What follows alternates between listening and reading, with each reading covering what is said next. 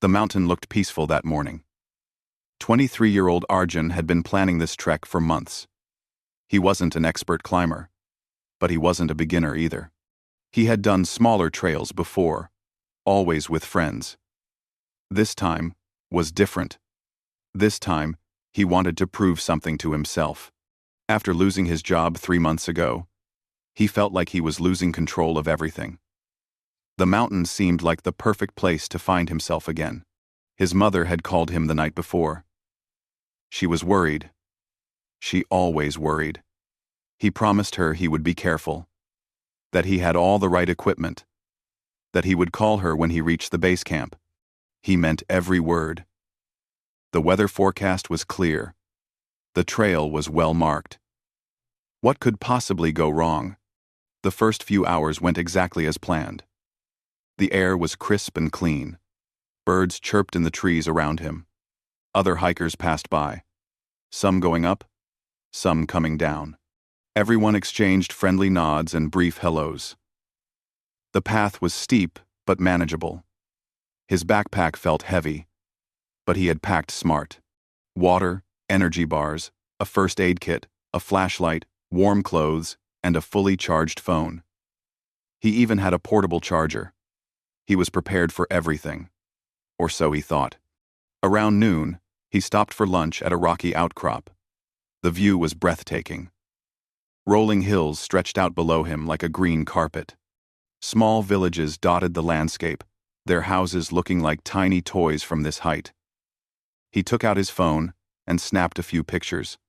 He posted one on social media with the caption, "Halfway there. Feeling alive." Within minutes, likes and comments started pouring in. Friends cheered him on. His mother sent a heart emoji. Everything felt right. After lunch, he continued climbing. The trail became narrower. Fewer hikers were around now.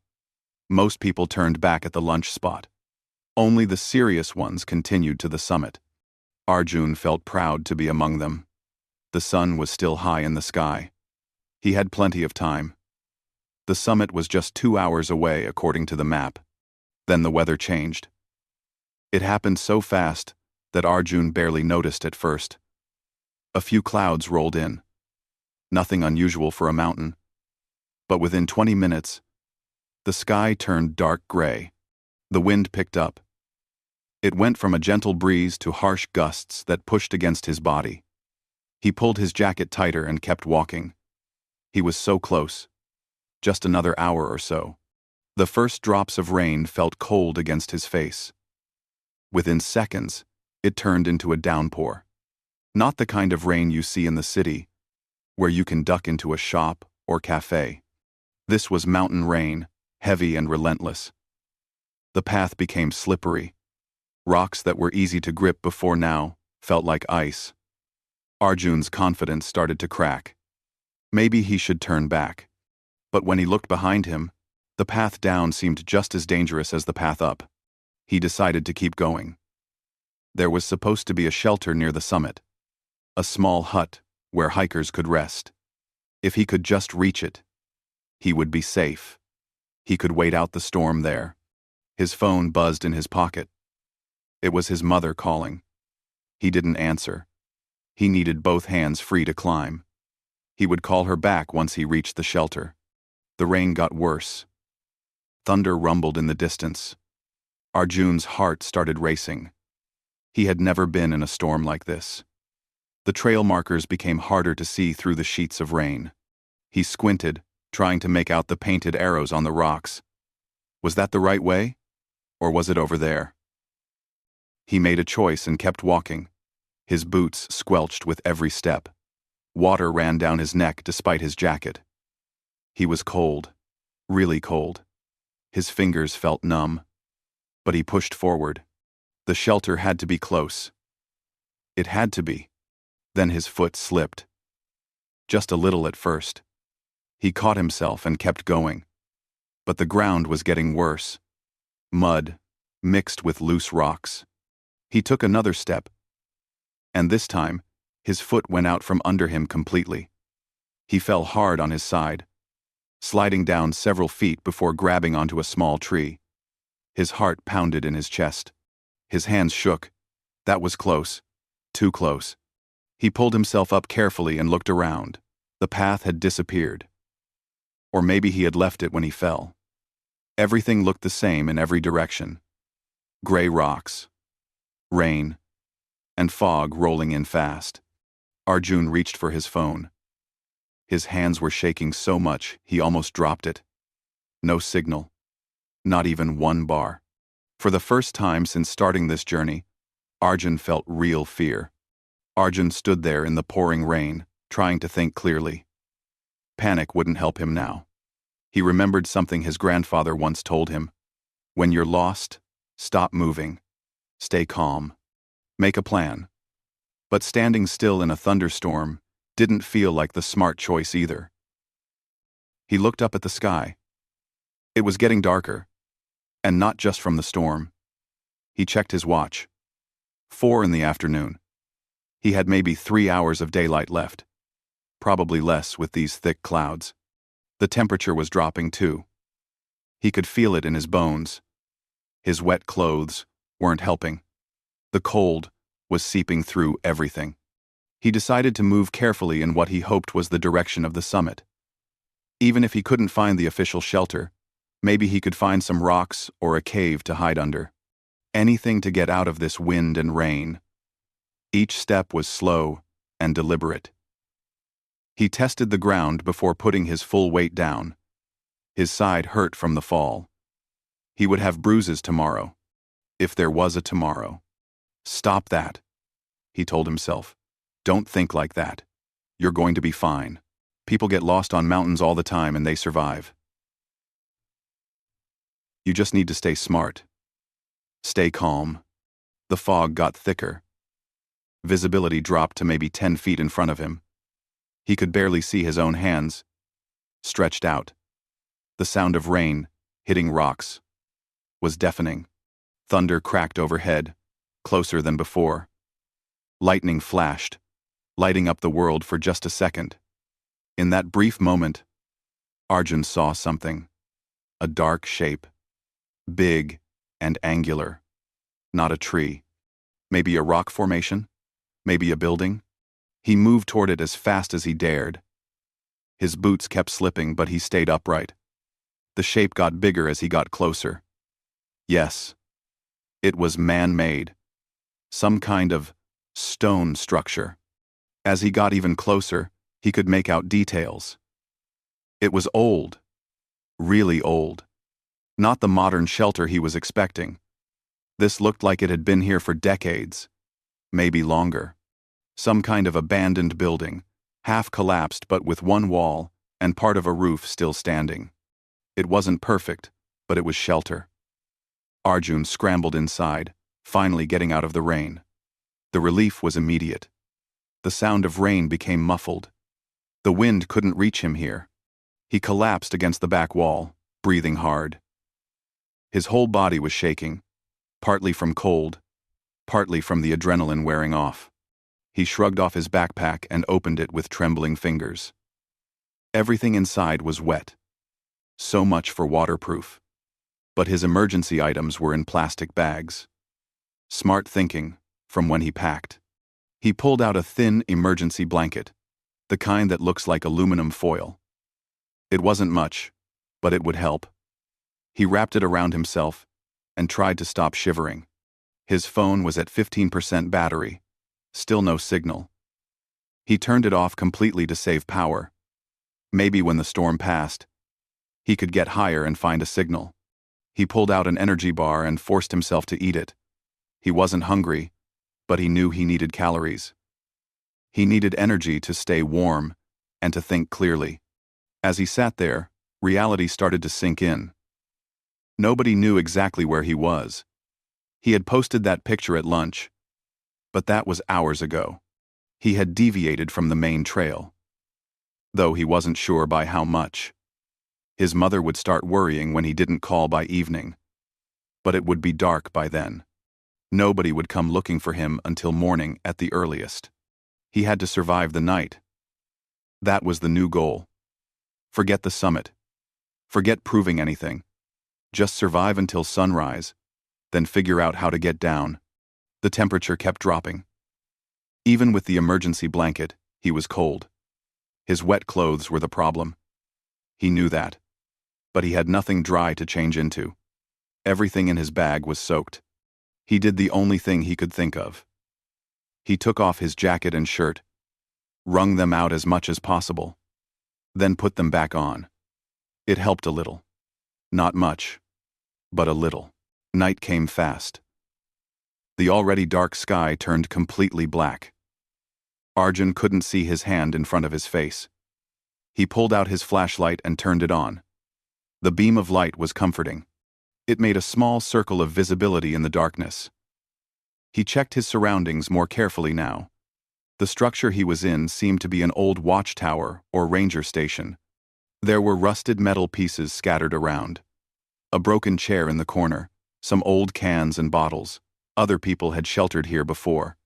That thought made him feel less alone. This place had protected others. It would protect him too. He just had to make it through the night. The storm continued to rage outside. Rain pounded on what was left of the roof. Wind howled through the gaps in the walls. But Arjun was out of the worst of it. He tried to stay awake, but exhaustion was catching up with him. His body wanted to shut down. His eyes kept closing. He forced them open again. Was it safe to sleep? What if the temperature dropped more? What if he got hypothermia? But he was so tired. So incredibly tired. His eyes closed again.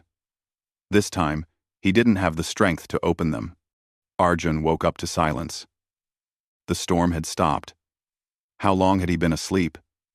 His whole body ached. His muscles were stiff from the cold and from sleeping against a stone wall. He tried to move, and pain shot through his side where he had fallen. He groaned and slowly sat up straighter. Gray light filtered through the gaps in the walls. Morning. He had made it through the night. That realization brought a wave of relief so strong he almost cried. He was alive. Cold, sore, and lost, but alive. He unwrapped the emergency blanket and immediately felt colder. The morning air was freezing. His breath came out in visible puffs. He stood up slowly, his legs protesting. Every muscle in his body hurt. He stepped outside the shelter and looked around. The fog was still there, but thinner now. He could see maybe 30 feet in any direction. The ground was muddy and covered in small streams of water running downhill. Everything dripped. The world looked washed clean, but unfamiliar. Arjun pulled out his phone and turned it on. 8% battery left. Still no signal. He held it up, turning in a circle, hoping for even one bar. Nothing. He turned the phone off again. He needed to save what little power he had left. Maybe later, if he got higher or found a clearing, he would get a signal. His stomach growled. He was hungry now. Really hungry. He checked his supplies. 2 energy bars left. A water bottle that was somehow still half full. Some trail mix in a plastic bag. Not much, but it would have to do. He ate half an energy bar, forcing himself to save the rest. He had no idea how long it would take to find his way down. The smart thing to do was to go downhill. Everyone knew that. Water flows down, and water leads to rivers, and rivers lead to civilization. But which direction was actually down? Everything looked flat in the fog.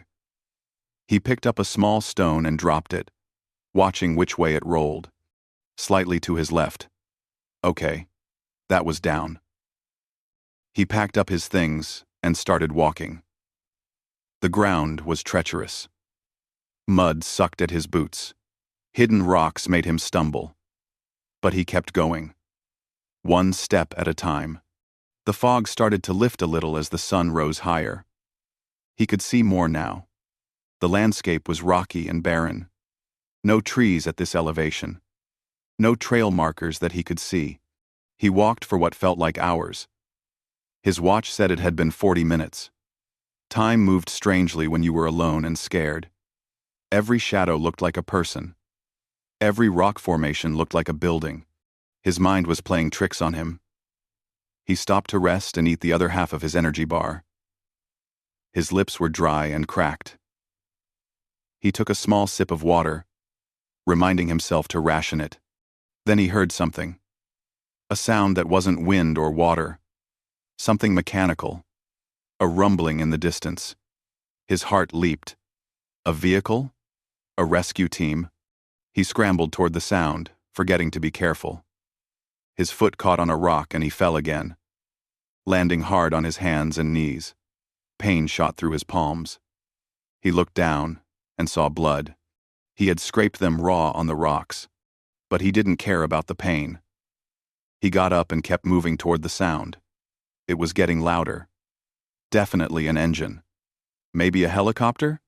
He emerged from behind a large boulder, and suddenly he could see farther. The fog had lifted enough to reveal the valley below. And there, winding through the hills, was a road. An actual road with a vehicle on it.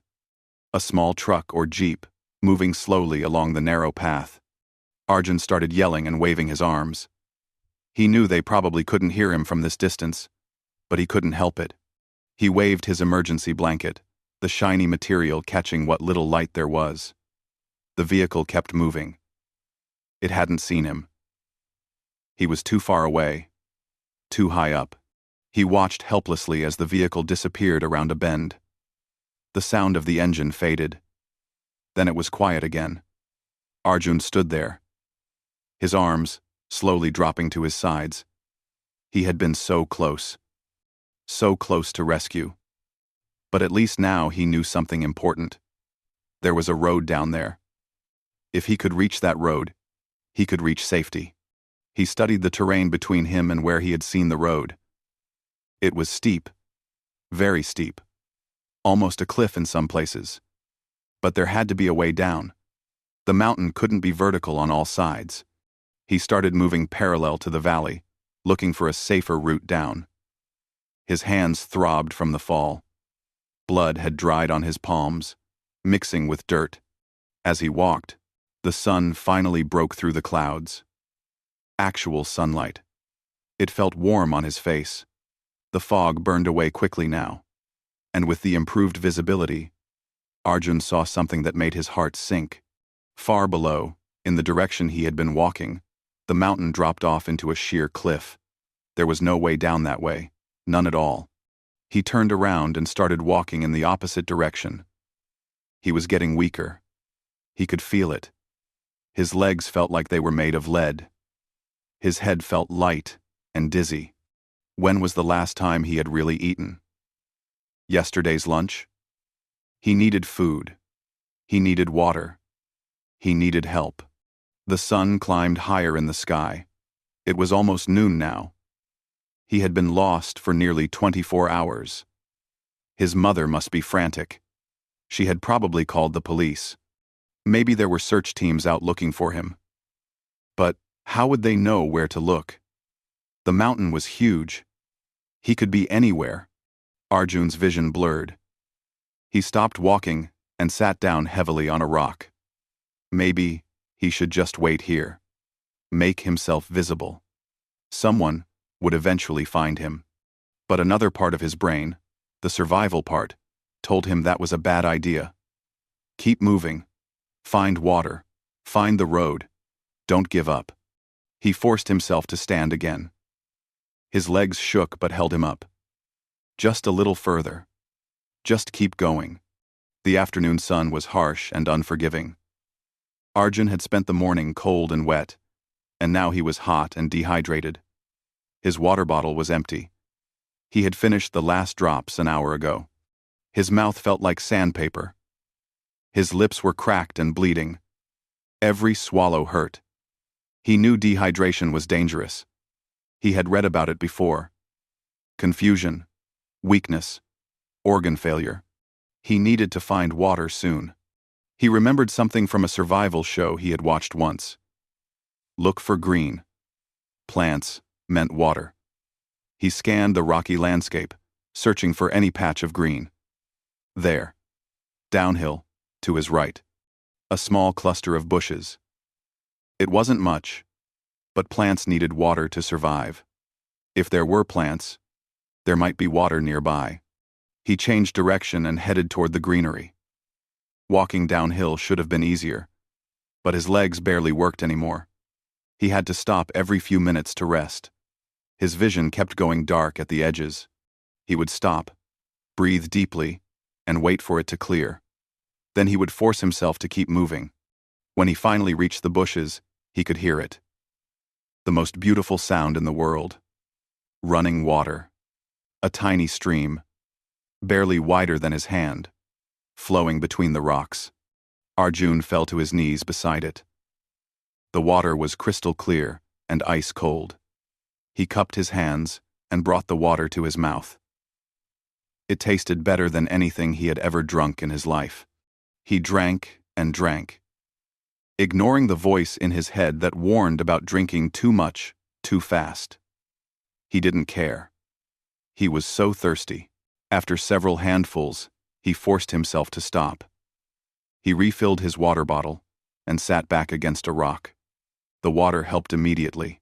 His head cleared a little. His body felt stronger. He ate his last energy bar and the trail mix, not bothering to ration anymore. He needed the energy now. The food and water combination was like medicine. He could feel his body responding, finding new strength. He rested there for 20 minutes, maybe longer. He allowed himself this break. He had found water. That was a victory. But he still needed to find that road. The sun was already starting its descent toward the horizon. He had maybe 4 hours of daylight left. He couldn't spend another night on the mountain. He wouldn't survive it. Not in his current condition. He had to reach that road before dark. Arjun stood up and continued following the stream downhill. Water always flowed down. It had to lead somewhere. The stream got bigger as he walked, joined by other tiny tributaries. The trickle became a flow. The landscape started changing too. Rocks gave way to dirt. Scattered bushes became more numerous. He was losing elevation. That was good. That meant he was getting closer to civilization. Then he heard voices. Real human voices. Not his imagination. He froze and listened. Yes, definitely voices. Speaking in a language he recognized. Hindi, mixed with the local dialect. He stumbled toward the sound, his heart racing. Around a bend in the stream, he saw them. 2 local men, both elderly, washing vegetables in the water. They looked up as Arjun appeared, their eyes widening in surprise. He must have looked terrible. Muddy, bleeding, stumbling like a drunk person. One of the men stood up quickly and said something. Arjun tried to respond, but his voice came out as a croak. He tried again. Help, please, I'm lost. The men rushed over to him.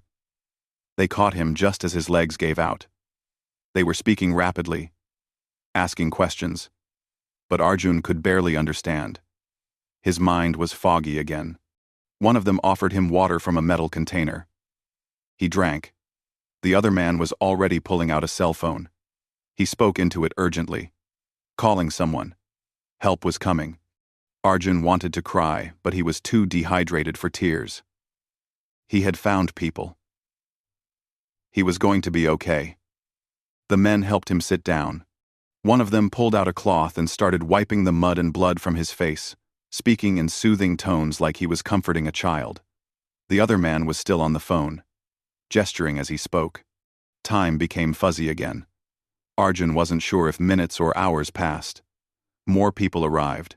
Women from a nearby village, carrying food and blankets. Someone wrapped him in a warm shawl. Someone else put hot tea in his hands. He sipped it slowly. It was sweet and milky and perfect. A woman offered him fresh roti and curry. He ate slowly, his stomach protesting at first, but then accepting the food gratefully. More time passed. Then he heard it. An engine.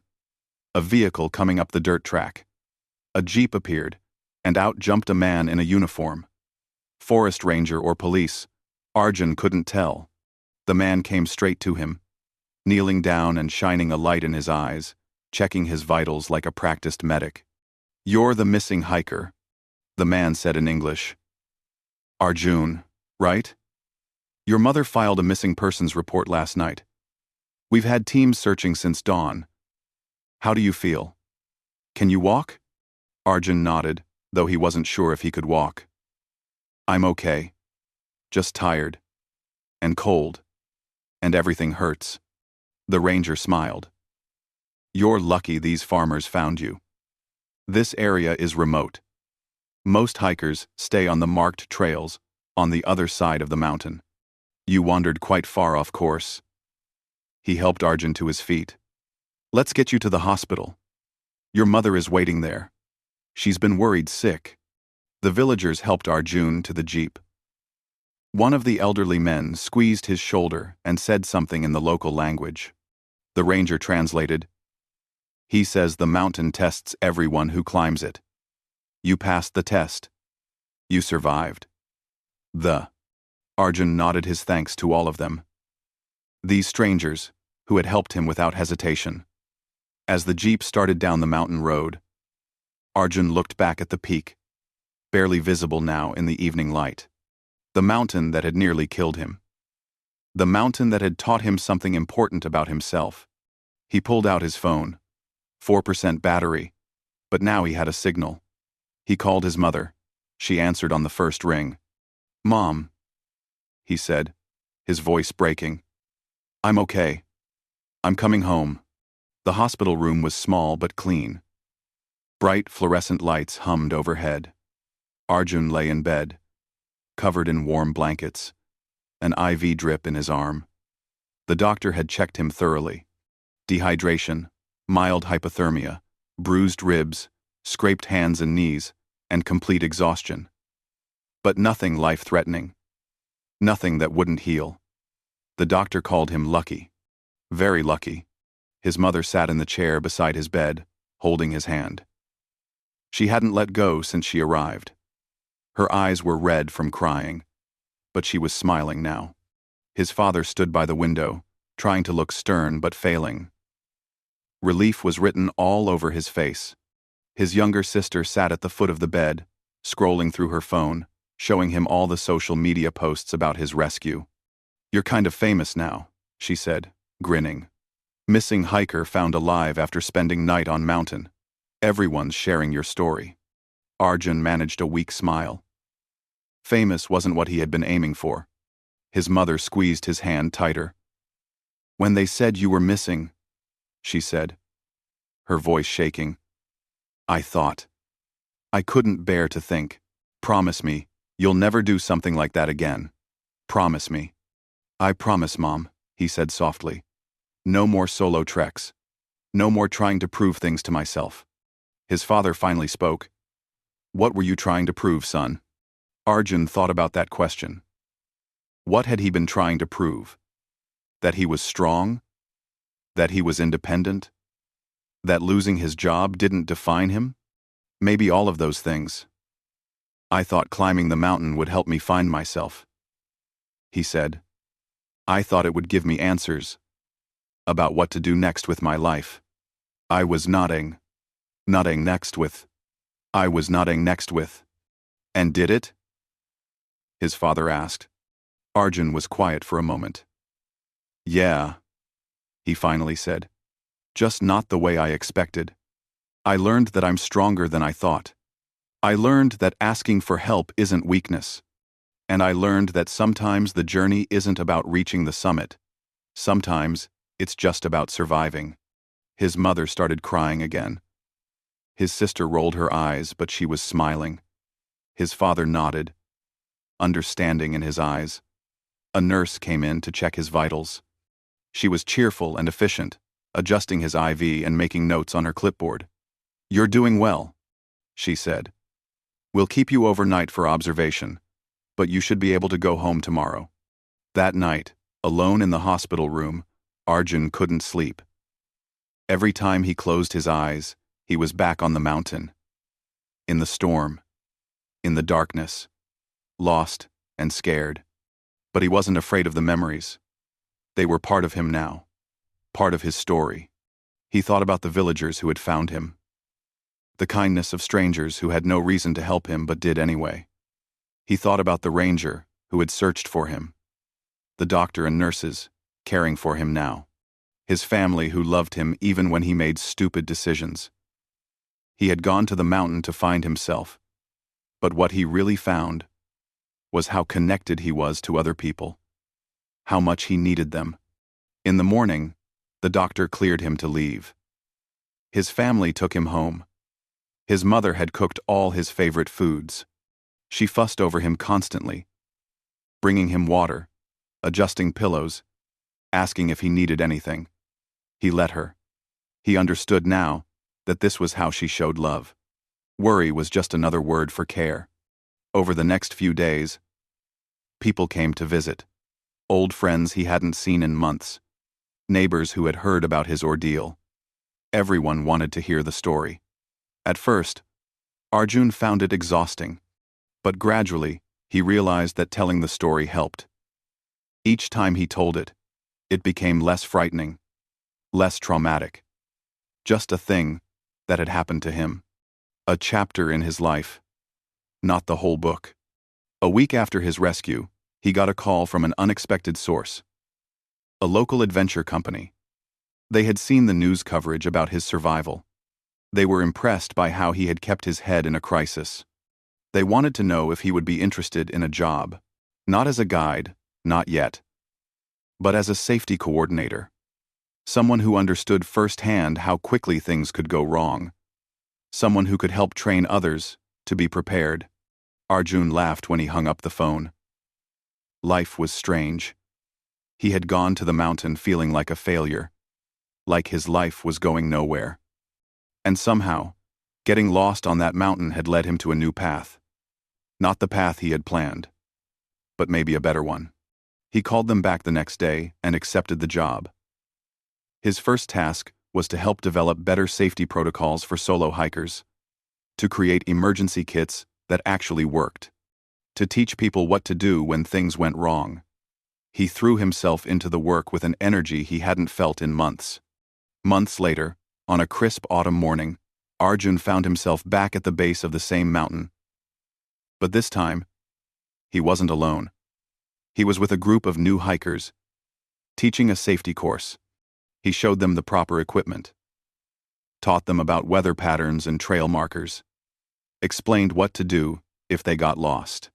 The mountain isn't your enemy, he told them. But it's not your friend either. It's indifferent. It doesn't care if you make it to the top or not. Respect it. Prepare for it. And never, ever hike alone, without telling someone exactly where you're going. One of the hikers raised her hand. Will you ever go back up there? To where you got lost? Arjun looked up at the peak. He could see the trail winding up the mountainside. He could see the spot where the weather had turned, where his life had changed. Maybe, he said. Someday. But not to prove anything. Not to conquer it. Maybe just to say thank you. Thank you? The hiker asked, confused. Arjun smiled. For teaching me. For showing me what really matters. For bringing me here. To this moment. With all of you. Sometimes the worst experiences lead to the best changes. That evening, Arjun went home to the small apartment he now shared with a roommate. He had dinner with his family like he did every week now. His mother still worried about him, but less than before. His father asked about his work with genuine interest. His sister teased him about being the mountain man. Later, lying in bed, Arjun pulled up the photo on his phone. The one he had taken at lunch that day. The day everything changed. Halfway there, feeling alive. He hadn't deleted it. He had thought about it, but decided to keep it. A reminder of who he used to be. Someone who thought being alive meant being alone. Someone who thought strength meant not needing anyone. He knew better now. Being alive meant being connected. Strength meant knowing when to ask for help. Success wasn't reaching the summit. Success was making it home safely to the people who loved you. Arjun turned off his phone and closed his eyes. Tomorrow he would wake up early. He had another training session to lead. More people to teach. More lives to potentially save. He had found his purpose. Not on top of a mountain, but in the valley below. In the community. In the connections between people. The mountain had tested him. And he had survived. Not because he was special, or particularly skilled, but because when it mattered most, he had kept going. One step at a time. And that, he realized, was the real lesson. Life wasn't about grand gestures or proving yourself. It was about putting one foot in front of the other. About getting up when you fell. About accepting help when you needed it. And about never, ever, forgetting how lucky you were to be alive.